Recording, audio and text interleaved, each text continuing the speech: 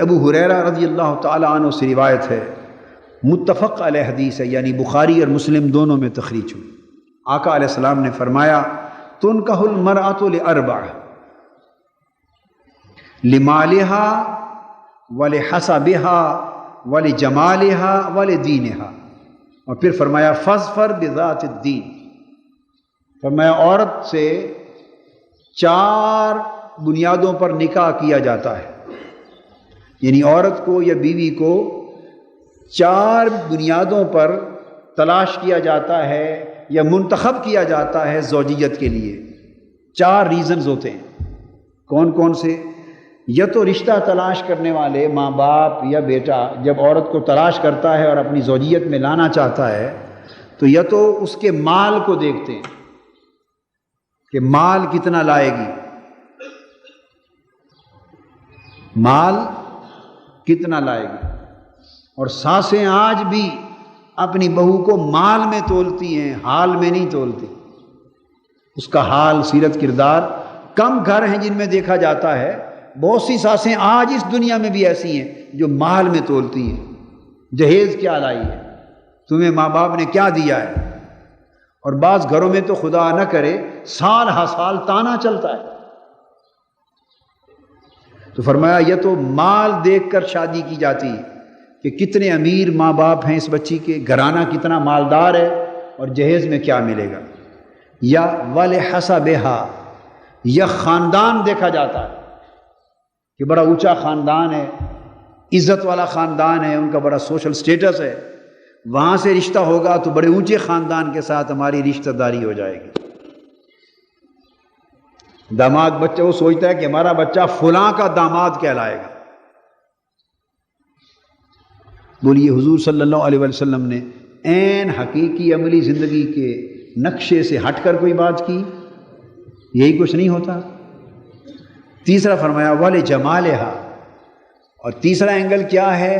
اس کے حسن و جمال کو دیکھا جاتا ہے، کتنی خوبصورت ہے، جس کا ذکر میں پہلے کر چکا، اس کے جمال کو دیکھا جاتا ہے۔ اور فرمایا چوتھا سبب ولدینہا، اس کے دین اور نیک سیرت اور نیک کردار کو دیکھا جاتا ہے۔ یعنی فرمایا کہ 4 قسموں کے لوگ دنیا میں پائے جاتے ہیں۔ کچھ لوگ ہیں جو مال و دولت کو ہر شے پہ ترجیح دیتے ہیں، کچھ لوگ ہیں جو حسب اور خاندانی حسب کو اور خاندانی نسب کو ہر چیز پہ ترجیح دیتے ہیں، اور کچھ لوگ وہ ہیں جو حسن و جمال کو ترجیح دیتے ہیں، اور کچھ لوگ وہ ہیں جو اس کے دین کو، سیرت کو، کردار کو ترجیح دیتے ہیں۔ اب 4 چیزوں کو بیان کر کے آقا علیہ السلام نے یہ نہیں فرمایا کہ ان میں سے کوئی ایک چیز کلیت نظر انداز کر دی جائے، نہیں، 4 کا ذکر کر کے آگے پھر ترجیح اول بیان فرما دی۔ یہ نہیں فرمایا کہ مال مت دیکھو، ٹھیک ہے ذہن میں رکھ لو، نہیں فرمایا کہ حسب و نسب نہ دیکھو، خاندان ذہن میں رکھو، حسن و جمال مت دیکھو، نہیں حسن و جمال بھی ذہن میں رکھو، ہر چیز ایک توازن کے ساتھ۔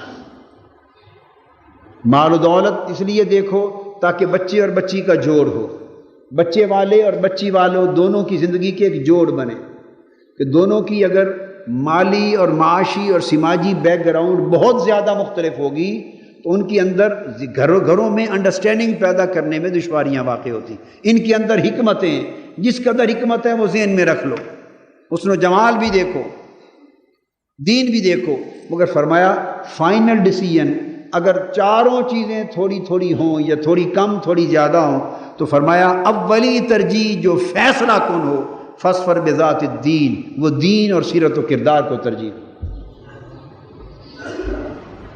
دین اور سیرت ہو، یعنی 4 چیزیں اگر برابر نہ ہوں، کوئی کم کوئی زیادہ، کوئی خوبی کمزور کوئی خوبی اچھی، کوئی تھوڑی کوئی زیادہ، اگر یہ فرق آ جائے تو فرمایا اس میں تمہیں ترجیح دینی پڑے کہ ان 4 میں ترجیح اول کس کو دوں، تو فرمایا اس کی دین کو، اس کی سیرت کو، اس کے کردار کو، دینداری کو ترجیح دو، کیونکہ اس سے ازدواجی زندگی کی ابتدا ہونے والی ہے۔ تو جب آپ چناؤ کرتے وقت نیک صالح بچی لائیں گے تو وہ پھر مرد کے حقوق بھی ادا کرنا جانے گی اور گھر کے اندر کی فضا کو بھی بہتر بنا دے گی۔ یہ ایک بنیادی تصور جس کا تعلق رشتے کی تلاش کے وقت سے ہے، اور میں زور دے رہا ہوں والدین پر اور نوجوان بچوں پر کہ جب رشتے کی تلاش، بعض اوقات ایسا ہوتا ہے بچے یہ سمجھتے ہیں یا والدین یہ سمجھتے ہیں کہ بس یہ شادی مہینہ 2-4 مہینے کی، 6 ماہ یا سال 2 سال کی بہار تو نہیں ہوتی، یہ ساری زندگی کے لیے ایک طویل سفر ہوتا ہے، اور تا دم مرگ بالعموم ساری زندگی کا ایک سفر ہوتا ہے۔ کئی چیزیں ایسی ہیں جو سائے کی طرح آتی ہیں جاتی ہیں، ڈھل جاتی ہیں، کئی چیزیں ایسی ہیں جن کو ساری زندگی رہنا ہوتا ہے۔ تو یاد رکھ لیں کہ جو نیک خصلت بچی ہے وہ ساری زندگی رہتی ہے، جس کی سیرت اور کردار اور جس کی دینداری اس کی بنیادی تربیت کے اندر موجود ہے، یہ وہ خصلت ہے جو ساری زندگی چلے گی، اور اس خصلت کا پرتو ماں کی گود کے ذریعے، ماں کی تربیت کے ذریعے ساری اولاد پر ہوگا۔ یہ سوچو کہ میں اپنی جس نسل کو پیدا کرنا چاہتا ہوں اور جس نسل نے اس گھر میں پروان چڑھنا ہے، وہ پروان چڑھنے والی نسل کس گود میں پرورش پائے گی؟ کیا؟ کس گود میں پرورش پائے گی؟ اسے تربیت کس ماں نے دینی ہے؟ اسے کھانا پینا، اٹھنا بیٹھنا، بولنا چلنا اور راہ و رسم رکھنا اور جان پہچان رکھنا، یہ سارے آداب زندگی بچپن میں کس نے سکھانے ہیں؟ بولیے باپ نے؟